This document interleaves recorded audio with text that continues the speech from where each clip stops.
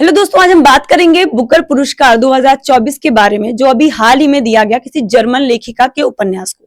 तो हम देखेंगे कि इस लेखिका के उपन्यास, जो कि उपन्यास किस थीम पर था या इसका मोरल क्या था उपन्यास का, और इस उपन्यास को पुरस्कार दिया गया और पुरस्कार का मेन थीम क्या होता है और इस पुरस्कार में कितनी राशि प्रदान की जाती है, सारी जानकारी लेंगे इस क्लास में सभी लोग। लेकिन सबसे पहले इस वीडियो को सभी लोग क्या करेंगे, शेयर करेंगे और सभी लोग चैनल को सब्सक्राइब करेंगे।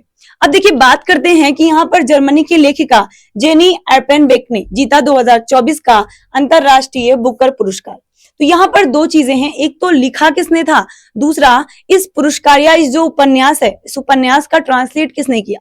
तो देखिए, यहाँ पर एक पॉइंट आप देख रहे होंगे कि कैरोस, ये कैरोस उपन्यास लिखा था, किन्होंने लिखा था, तो इस कैरोस उपन्यास को लिखा था जेनी एर्पेनबेक ने, लेकिन इनका ट्रांसलेट किसने किया है, तो ये माइकल हॉफमैन ने इनका ट्रांसलेट किया है।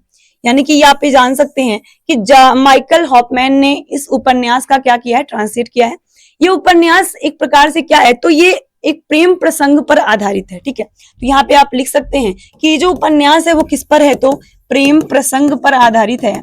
और प्रेम प्रसंग है तो किसका है, एक युवा महिला, ये कह सकते हैं कि युवा लड़की या एक महिला ही कहेंगे कि युवा महिला और वृद्ध व्यक्ति के बारे में। तो यहाँ पे आप नोट कर लेंगे कि युवा महिला और एक वृद्ध व्यक्ति के जीवन के बारे में या उनके प्रेम के बारे में यहाँ पर व्याख्या किया गया है, ठीक है। तो यहाँ पर आपने देखा लिखा किसने, जर्मन लेखिका, और इसका ट्रांसलेट किसने किया, तो माइकल हॉफमैन ने ट्रांसलेट किया। अब देखिए, यहाँ पर एक पॉइंट आपको और नोट करना है कि 21 मई 2024 को लंदन में अंतरराष्ट्रीय बुकर पुरस्कार की घोषणा की गई। इस बार यह पुरस्कार कैरोस किताब की लेखिका का नाम यहाँ पर देख सकते हैं आपकी जेनी एर्पेनबेक को और अनुवादक माइकल हॉफमैन को मिला है।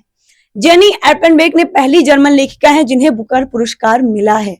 अब हम बात करते हैं यहाँ पर कि हमारे भारत में किसको मिला, ठीक है। तो यहाँ पर आपने इतना पॉइंट तो देख लिया कि वही माइकल हॉफमैन ने यह पुरस्कार पाने वाले पहले पुरुष हैं, ठीक है। यहाँ पर अगर हम पॉइंट नोट करेंगे तो यहाँ पर आप नोट कर सकते हैं कि पहले मैन बुकर इंटरनेशनल अवार्ड के नाम से जाना जाता था, लेकिन वर्ष 2005 में शुरू किया गया था और इसे अंग्रेजी में प्रस्तुत किया गया और यूनाइटेड किंगडम या आयरलैंड में अलग अलग तरह के पुस्तकों का जो भी अनुवाद किया जाता है, जो प्रकाशित होती हैं पुस्तकें, उन्हें अक्सर ये पुरस्कार दिया जाता है। अब हम यहाँ पर एक पॉइंट की बात करते हैं कि इस पुरस्कार का उद्देश्य क्या है या इस पुरस्कार में क्या प्रदान किया जाता है, कितनी राशि। देखिए, यहाँ पर क्या है आपका कि 5000 पाउंड और 64,000 अमेरिकी डॉलर प्रदान किया जाता है, ठीक है। डॉलर का रेट आपको पता है कि अगर हम ₹1 बराबर समटाइम ये 75 $1 बराबर 75 रुपीज, कभी 80 रुपीज, कभी 85, तो ये बढ़ता घटता रहता है। तो यहाँ पर क्या है कि यहाँ पर आप देख सकते हैं कि 64,000 अमेरिकी डॉलर की राशि दी जाती है, ठीक है। तो ये पॉइंट आप नोट कर सकते हैं, ठीक है। अब देखिए, यहाँ पर क्या है कि धूप स्वरूप 2500 पाउंड दिए गए हैं किनको, ये जो शॉर्टलिस्ट द्वारा बनाए गए लेखक और उनके अनुवादक हैं। यहाँ पर एक पॉइंट आपको और नोट करना है कि 2023 में किसको दिया गया था, तो जॉर्जी गॉलिस नोट कर सकते हैं, जॉर्जी को दिया गया और ये कहाँ की हैं, बुल्गारिया की हैं, ठीक है। जिनका आज उपन्यास क्या था, टाइम शेल्टर उपन्यास के लिए इन्हें ये पुरस्कार दिया गया था। अब अगर एक पॉइंट यहाँ पर आता है कि 2022 में ये पुरस्कार किसको दिया गया, तो बहुत चर्चे में रहा 2022 का पुरस्कार, और ये है आपका गीतांजलि श्री को दिया गया, किसके लिए, द टॉम्ब ऑफ सैंड के लिए। चाहे अगर इंग्लिश में आता है तो यहाँ पर आप नोट करेंगे द टॉम्ब ऑफ सैंड।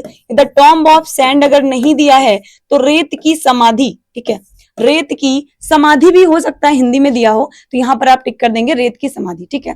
तो नोट करेंगे 22 में गीतांजलि श्री को दिया गया, 2023 में किसको दिया गया, तो ये आपके सामने है जॉर्जी जी को, जो कि बुल्गारिया की हैं।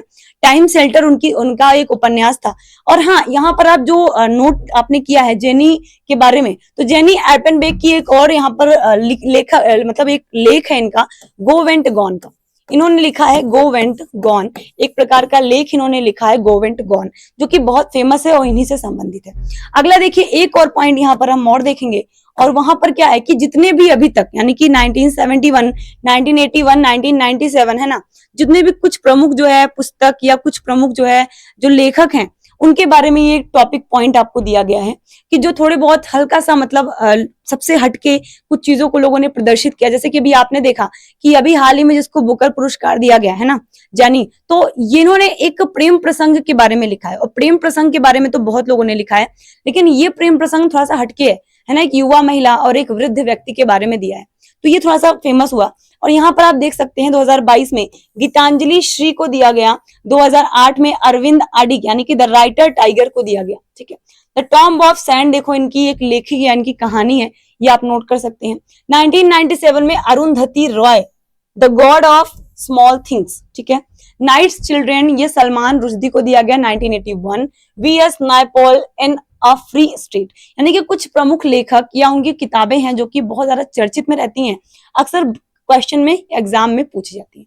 अब देखो यहाँ पर एक और पॉइंट आपके लिए है कि भारत के लेखकों को भी बुकर पुरस्कार दिया जा चुका है। उनमें से देखो कुछ आपका पॉइंट है कि 1971 में दिया गया था एस नायपॉल को, उनकी किताब क्या है, इन अ फ्री स्टेट के लिए, ठीक है।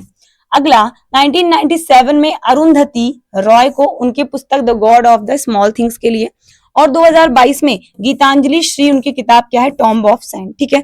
तो ये पॉइंट आपको ध्यान देना है। देखो यहाँ पर एक पॉइंट लिखा हुआ है और हमने इस पॉइंट को अभी जस्ट में पढ़ा था कि देखो ये पॉइंट आप देख सकते हैं कि इंटरनेशनल बुकर अवार्ड, जिसे पहले मैन बुकर इंटरनेशनल अवार्ड के नाम से जाना जाता था, ठीक है। तो यहाँ पर देखो इंटरनेशनल बुकर अवार्ड की अगर बात करेगा तो दोनों यहाँ पर देखिए क्या है कि पहले इसे किसी और नाम से जानते थे, फिर क्या हुआ, इसका नाम बदल दिया गया और अभी से हम किस नाम से जानते हैं, इंटरनेशनल बुकर अवार्ड, जो कि कब 2005 में शुरू किया गया था, ठीक है।